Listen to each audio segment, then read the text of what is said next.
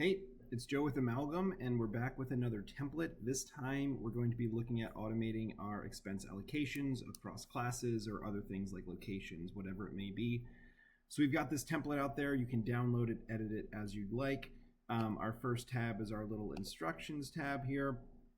I'm going to walk you through the instructions, so no need to read them too specifically. But what we want to do to start is set our sort of allocation baseline. So what I want to do here is I want to take our income, how our revenue is spread out by our different classes, and I want to allocate our insurance costs based on that. So I'm starting with my base time period, which is going to be from January of 2024 to December of 2024, so taking the full year. And then I also want to write a journal that's going to hit at the end of 2024. So I've got that here. And so the first thing I'm going to do is I'm going to pull the P&L. So this is the Amalgam P&L here. And what I've done is I've run it by class. And so you see the dates are flowing through. And then I've got it on accrual and I've set it by classes. You can run it for different methods. In this case, we're doing it by class. But if you wanted to hit it by location or something else, you could do that. And so you can see here's my P&L basically as it normally goes. And then I also added a column here in column N to just pull in the total. So if you've got 5 columns or you've got 25 columns, our total will also pull in here. And then so that's the data set. And then we've got our allocation schedule here. And basically the top is pulling in that data of the individual allocation. So in this case, I've got my total income as the account I'm sourcing. And then this is the income by the different classes. And you can see I've created other columns here in case it is 20 some columns, you have that. And the key here is that I've selected total income.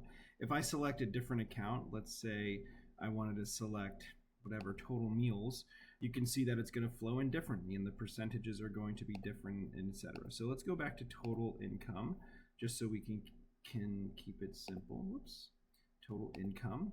And then down here, I'm pulling in what our current situation is. So I want to pull in the business insurance, and that's what I'm doing here. You can see there's a little bit in corporate and there's a little bit in non-specified. So that's the data set of our sourcing. And then I've set up the journal entry here. So I've got 20 rows. You can edit and delete this as you want, but I've got 20 here for us. And so I'm going to be taking it from, I'm going to be crediting the business insurance account.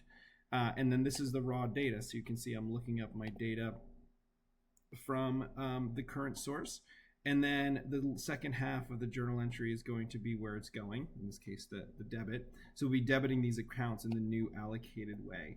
And that's based off these percentages up here from income. So again, if I change this, and let's say we did COGS, total COGS, you know, it's going to look very different. It's all non-specified. And so it's all throwing it into non-specified. So that's the kind of thing that is building it up here. So we'll go back to net income. And then it's going to prepare a journal entry. So here's my journal entry template with Amalgam, and all the green text represents that I'm pulling in from another sheet. So you can see here, this is the exact stuff that's being pulled in from that template on the allocation schedule tab. And then I have class here, as you see. So then it will credit the first set there, what it's sitting in currently, and then it will debit it out to have your allocation. And that's how the schedule works. So pretty clean and simple, but really dynamic that you'd be able to edit and change it for your specific needs. And that's the template. Thanks for watching.